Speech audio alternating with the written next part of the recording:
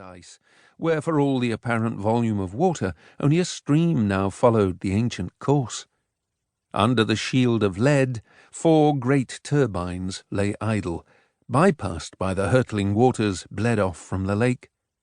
They'd been at rest, like that, for 2 years now, since the day the Russians had tested their weapon for the first and the last time.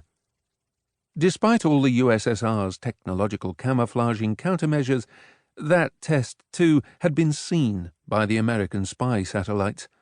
What exactly they saw had never been made public or even hinted at outside of higher echelon and correspondingly low-profile government departments, but it had been sufficient to jolt America's SDI, or Star Wars concept, into real being. In very small, very powerful and highly secretive defense circles throughout the Western world, there had been worried discussions about APB, accelerated particle beam shields, about nuclear or plasma-powered lasers, even about something called a magma motor, which might theoretically tap the energy of the small black hole believed by some scientists to lie at Earth's core, simultaneously feeding upon and fueling the planet. But all such discussions had been purely conjectural, certainly nothing substantial, other than the evidence provided by the satellites, had leaked out of Russia herself. Nothing, that is, in the way of normal intelligence reporting. No, for the Ural Mountains in the region of Pechorsk had been for some time far more security-sensitive than even the Baikonur Space Center in the days of the Sputniks. And it was a sensitivity which, in the aftermath of that single frightful test, had suddenly increased 4-fold. Simonov shivered in his white fur-lined anorak, carefully demisted his binoculars, flattened himself more rigidly to the frozen ground between the boulders as scudding clouds parted, and a nearly full moon blazed treacherously down on him.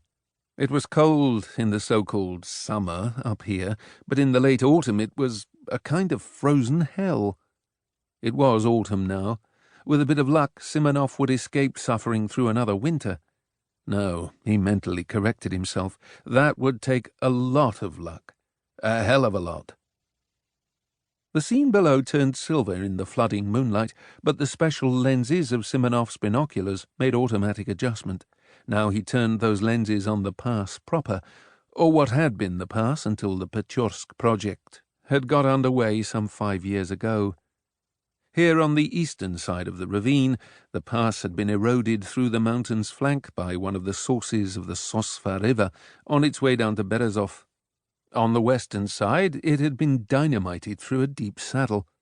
Falling steeply from the mountains, its road roughly paralleled the course of the Kama River for 250 miles to Berezniki and Perm on the Kirov-Sverdlovsk rail link. In the 40 years prior to the project, the pass had been used chiefly by loggers, trappers and prospectors, and for the transportation of agricultural implements and produce both ways across the range. In those days, its narrow road had been literally carved and blasted from the solid rock, and so it had remained until recently, a rough and ready route through the mountains.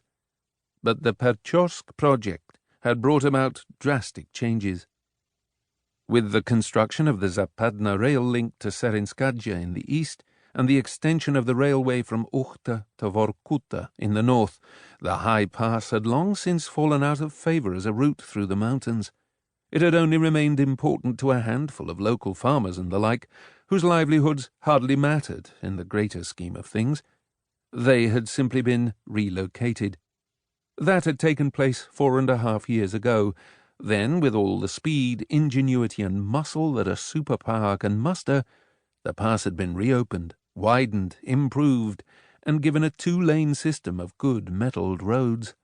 But not as a public highway, and certainly not for the use of the far-scattered local communities. Indeed, their use of the pass had been strictly forbidden. In all, the project had taken almost 3 years to complete, during which time the Soviet intelligence services had leaked innocuous details of a pass in the Urals which is undergoing repair and improvement. That had been the official line.